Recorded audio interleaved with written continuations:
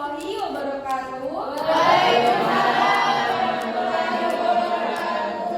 Selamat siang Mbak Mas semuanya. Jadi, sebelum kita memulai pembelajaran IPA pada siang hari ini, alangkah baiknya kita berdoa dulu. Baik, ketua kelasnya siapa? Kelas ini? Mbak Intan? Ya, Mbak Intan silakan langsung berdoa. Sebelum mulai pembelajaran hari ini, mari kita berdoa sesuai dengan agama kita masing-masing. Berdoa dimulai. Selesai. Ibu mau tanya nih, kelas 8B bagaimana kabarnya? Sudah siapkah kalian untuk mengikuti pembelajaran pada siang hari ini? Ibu mau minta tolong jawabannya gini ya. Sudah siapkah pembelajaran pada siang hari ini? Siap, siap, siap gitu ya. Ulangi ya. Siap. Sudah siapkah pada pembelajaran IPA pada siang hari ini? Siap. Oke, beri tepuk tangan. Ada yang tidak hadir?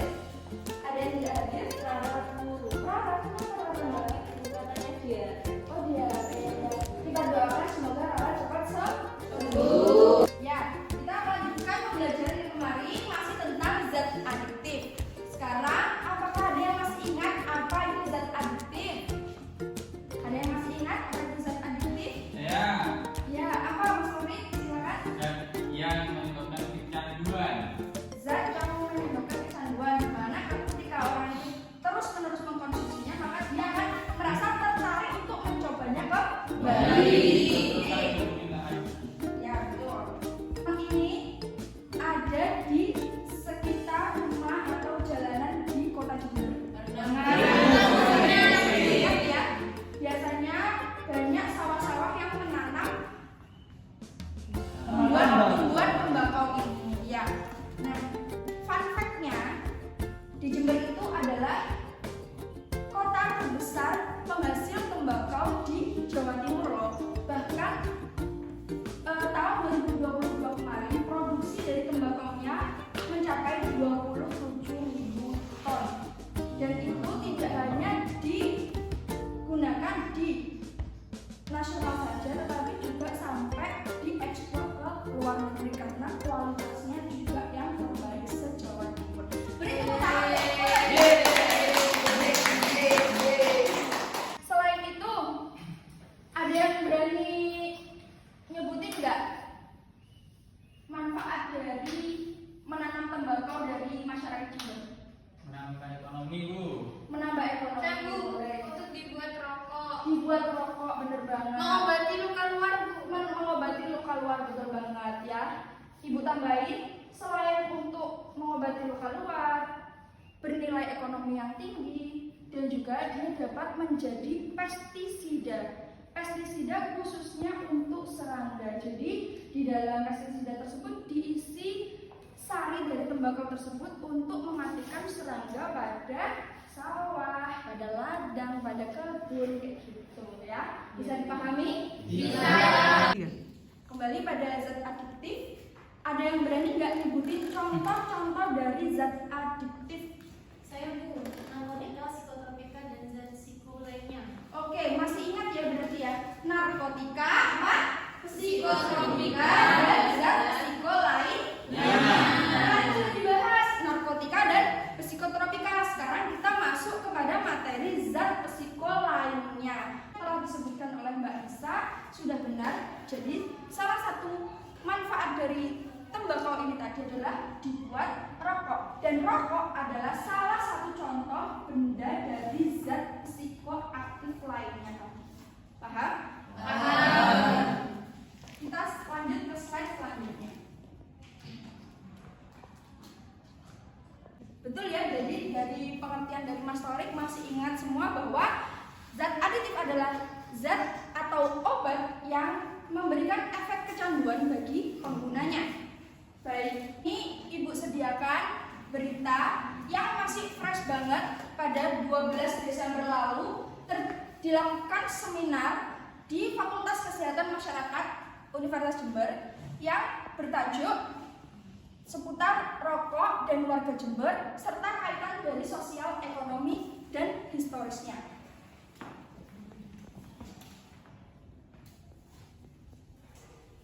ringkasannya yaitu Jember menjadi kabupaten peringkat kelima di Jawa Timur untuk kategori perokok setiap harinya pada penduduk lebih dari 10 tahun, yaitu 27,88% keseluruhan penduduk.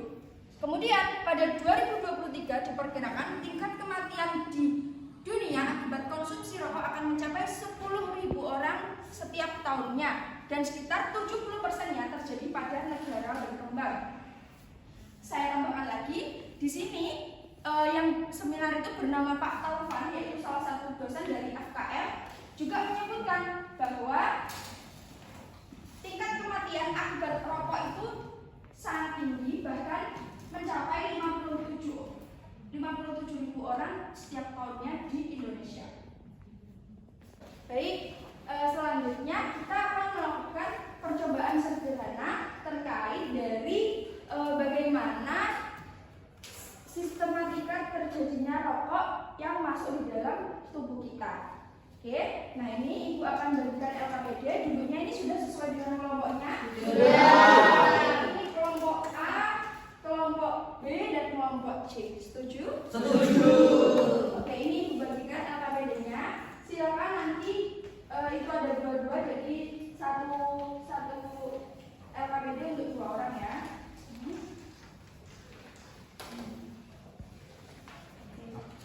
Sekarang maskernya minta tolong dikeluarkan semua yang kemarin sudah Ibu bagikan. Silakan dipakai agar kita tidak terkena paparan dari ya. Oh iya, ini kemarin nggak masuk ya Mbak Lali ya. Iya, terima kasih.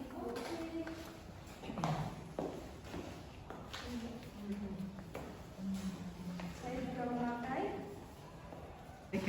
Nah, sekarang saya minta bantuan dari salah satu yang cowok untuk mendemonstrasikan alat peraga yang sudah dirakai oleh Ibu ini. Ya, belum masuk ya. Oke. Saya lagi Bu. Iya. Ya, kemarin sudah kamu ya? Iya. Iya, nggak mau gantian lah ini. Oke. Oke, iya. Nah ini ya. Jadi alat-alatnya itu ada apa aja ini yang sudah terlihat? Korek, kemudian kapas, kemudian botol dan rokok sendiri. Oke, coba Mbak Devi tolong dibacain langkah-langkahnya. Ya, langkah yang pertama, siapkan semua alat dan bahan yang akan digunakan. Oke, Ya, sudah. lubangi tutup botol air mineral dengan gunting atau paker. Ini ya, Ya. sudah dilubangi. Masukkan batang rokok pada lubang tutup botol Ya. hingga masuk seperempat bagiannya. Oke, Kemudian gunakan masker. sudah semua pada ditandakan ya. Ayo Mbak Iman, jangan malas gunakan dulu agar kesehatan kita terjaga. Kemudian bakar ujung rokok tersebut. Hati-hati saat menyalakan api. Oke. Dibakar ya Mbak? Ya.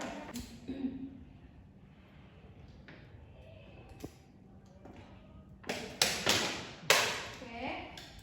Kemudian, Tekan-tekan bagian tengah botol oke, agar ditekan, terbuka. tekan.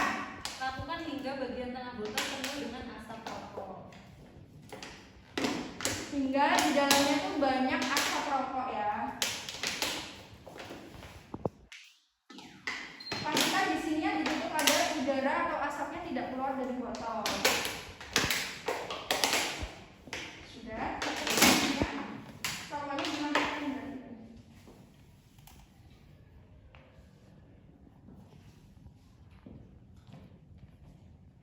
Iya Bu, kemudian ambil tisu dan bisa menjadi bagian.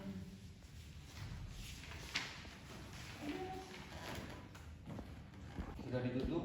Iya, kemudian letakkan tisu di lubang tutup botol dan letakkan bagian tengah tutup botol. Oke, seperti tadi.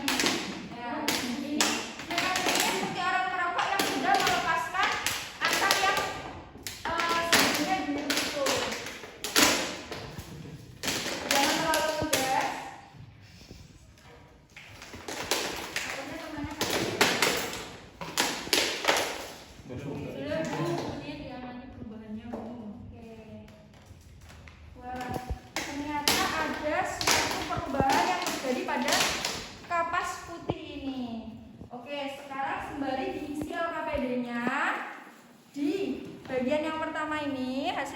pengamatan. Silakan ditulis tuh. Awalnya tadi warnanya apa, Rek? Putih. Kemudian dia berubah menjadi Coklat. coklat nih, coklat. Historik, coklat ya. Coklat ya. Oke, terus silakan buka literat. Ayo Mas Dabil. Mas Dabil. Mas Fido dulu ya. Jangan nungguin saya. Centil ya ini ya. Oke. Nah, kemudian di bagian nomor 2 hasil pengamatannya silakan membuka LKS-nya. Dilihat beberapa di bagian halaman 80 tentang zat aditif pada rokok. Silakan ditulis bahan-bahannya serta bahayanya untuk tubuh kita. Oke, kita kasih waktu 3 menit ya. Sudah?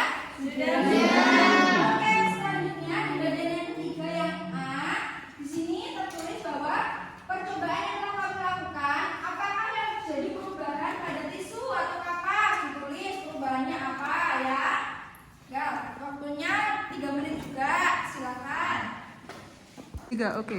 Oke, kemudian nomor 2, bayangkan apabila tisu itu diibaratkan sebagai alveolus pada paru-paru, apakah yang terjadi pada paru-paru jika terkena asap rokok? Jadi bayangkan saja pernapasan kita yang seharusnya secara lega dia masuk dan bergantian udara, bergantian antara oksigen dan CO2 di alveolus, tetapi di sini dibantu dengan rokok dan asapnya tadi. Bagaimana kira-kira perubahan yang terjadi pada alveolusnya? Nah, selanjutnya yang C, Mas Bagus dibaca yuk.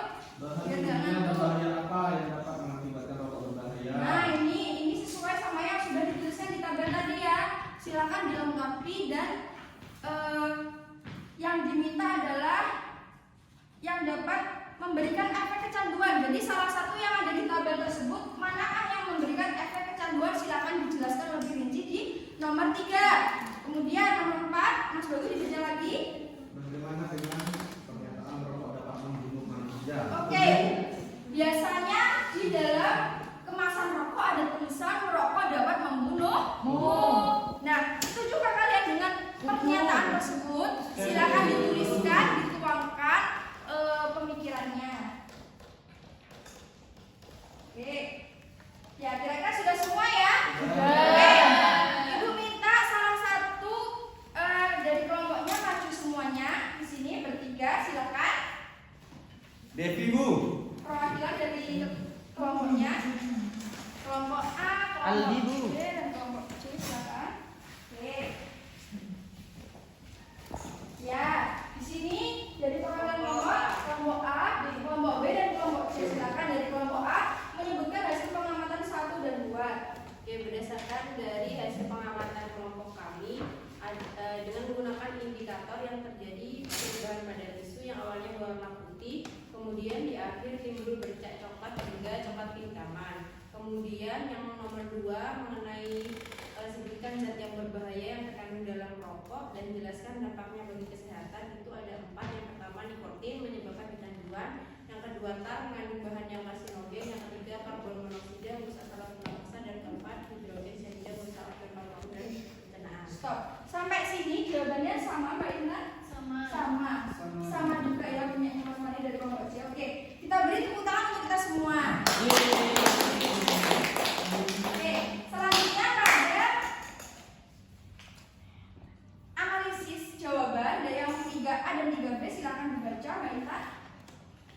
Berdasarkan percobaan yang telah dilakukan, apakah terjadi perubahan pada tisu? Jawabannya ada perubahan yang terjadi dalam tisu. Kemudian bayangkan apabila tisu diibaratkan sebagai alveolus pada paru-paru, apakah yang akan terjadi pada paru-paru apabila terkena asap rokok? Paru-paru akan menjadi kotor karena seluruh zat-zat kimia berbahaya dibiarkan masuk dalam paru-paru. Dalam percobaan dibuktikan yang munculnya bercak coklat kehitaman pada tisu dalam botol sebagai bahan. Jawabannya sudah sama apa yang didiskusikan? Kurang lebih sama. Kurang lebih juga sama. Oke, terima kasih. Sekarang dilanjutkan oleh Mas Fandi nomor 3 dan 4. Silakan. Yang C, bahan kimia berbahaya apa yang dapat mengakibatkan rokok berbahaya? Itu jawabannya nikotin. Berdasarkan LKS yang saya baca, nikotin adalah zat alami dalam daun tembakau. Nikotin dapat menyebabkan efek kecanduan. Yang D, lalu bagaimana dengan pernyataan merokok dapat membunuh manusia? Setujukah kamu dengan pendapat tersebut? Kalau dari orang tua saya setuju. Terlepas dari berbagai manfaat tembakau, tetapi untuk dibuat menjadi rokok memberikan efek samping bagi kesehatan manusia. Oke, terima kasih ya. Beri tepuk tangan untuk kita semua dan yang sudah maju. Silakan duduk. Oke, Ibu mau menjelaskan sedikit terkait bahan-bahan berbahaya yang ada di dalam rokok. Nih, yang pertama adalah nikotin. Tadi sudah dijelaskan pada Mbak Eka, dia menyebabkan kecanduan. Selain dia menyebabkan kecanduan dia juga dapat merusak jaringan otak dan juga menyebabkan darah mudah menggumpal. Oke, selanjutnya setelah nikotin ada apa? Ada tar atau tartazin. Dia itu bentuknya seperti cairan hitam yang dimasukkan di dalam rokok itu tadi. Di mana tar itu dapat membunuh sel-sel saluran pernapasan dan paru-paru. Bagaimana kerjanya tar di dalam tubuh? Bagaimana jeleknya tar di dalam tubuh? Di dalam organ paru-paru kita terdapat saluran-saluran, di mana di dalam saluran-saluran tersebut itu terdapat rambut-rambut yang namanya apa? Silia. Nah, di sini seharusnya silia itu dapat menghambat bahan-bahan beracun dari rokok itu tadi masuk ke dalam tubuh kita, di dalam paru-paru, tetapi silia tersebut menjadi tidak bisa melakukan fungsinya dengan baik karena diganggu oleh tartazin ini tadi, sehingga dia membiarkan bahan-bahan tersebut masuk dan lengket di paru-paru. Seperti yang ada di gambar ini tadi, tar membuat di sini tar itu adalah cairan hitam, maka di sini pun ketika ini tadi baru sekali hirup saja ya, belum habis satu rokok aja sudah kuning seperti ini. Apalagi ketika kita merokok terus-menerus, maka lama-kelamaan yang kuning seperti ini akan berubah menjadi apa? Dari coklat terus dia akan hitam. Terjadinya di sini aja tak, Bu? Enggak. Tidak hanya di paru-paru saja, bercak ini tadi lengket bersama bahan-bahan beracun, tetapi di gigi juga bisa menyebabkan menjadi kuning. Apalagi bibir, biasanya bibir perokok itu bagi orang tuanya yang mungkin perokok biasanya cenderung warnanya agak hitam. Ya? Oke, setuju ya? Setuju.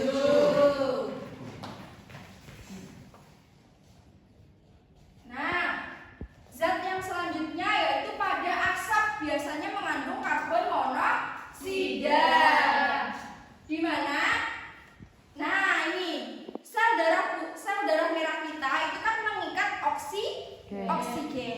Jadi hemoglobin dalam tubuh kita tuh mengikat oksigen. Tetapi ketika kita menjadi perokok, maka oksigen tersebut akan digantikan oleh karbon monoksida ini tadi. Jadi yang seharusnya hemoglobin berikatan dengan oksigen, dia akan berikatan dengan karbon monoksida. Secara berangsur-angsur dia menggantikan posisi dari oksigen mengikat hemoglobin ini tadi, sehingga dia dapat merusak saluran pernapasan kita. Jadi dia lebih mudah untuk membuat kita kelelahan. Jadi biasanya orang yang sering merokok itu mudah kelelahan ketika dia melakukan aktivitas yang berat, itu biasanya dia mudah kelelahan. Karena apa? Karena supply dari oksigen tadi sedikit, karena hemoglobinnya tadi kan mengikat karbon monoksida. Bisa dipahami? Bisa ya. Oke, yang selanjutnya yaitu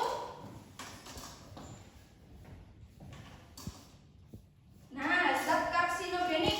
Zat karsinogenik ini biasanya ditemukan pada nikotin dan tartazin dan tar. Tetapi kebanyakan zat-zat racun kimia, bahkan di dalam satu puntung rokok itu ada 7.000 bahan kimia yang berbahaya. Itu banyak sekali zatnya yang mengandung karsinogenik. Apa itu karsinogenik? Ada yang tahu? Zat yang dapat merusak atau menyebabkan sel-sel kanker apa saja. Ya tergantung nanti dia mau merusaknya di mana. Kalau dia mau merusaknya di paru-paru, dia menjadi kanker paru-paru. Kayak gitu ya. Kalau dia merusaknya di mulut, juga dia akan menjadi kanker mulut dan lain sebagainya. Kemudian yang terakhir yaitu hidrogen cyanida. Di dalam hidrogen cyanida ini dia lebih merusak di dalam saluran pencernaan kita. Oke, bisa dipahami ya? Bisa. Oke. Baik, ada yang bisa menyimpulkan nggak apa yang sudah kita pelajari pada hari ini? Saya Bu. Oke, Mbak Devi silakan. Kesimpulan pembelajaran hari ini tuh contohnya tadi rokok yang merupakan salah satu bahan yang mengandung zat aktif, di mana bahan tersebut itu dapat menjadi kecanduan atau kegantungan bagi setiap yang merokok seperti itu, sehingga dapat mengakibatkan kesehatan jantung itu akan terganggu. Iya, sudah ya. Nah, kemudian berdasarkan gambar ini kalian bisa menyimpulkan bahwa kalau kalian dikasih rokok oleh seseorang, kalian akan menolak ya. Nah, kemudian untuk pengayaannya kalian silahkan merangkum apa yang sudah kalian pahami pada pembelajaran kali ini dan dikumpulkan nanti habis mau pulang ya. Bisa? Bisa ya.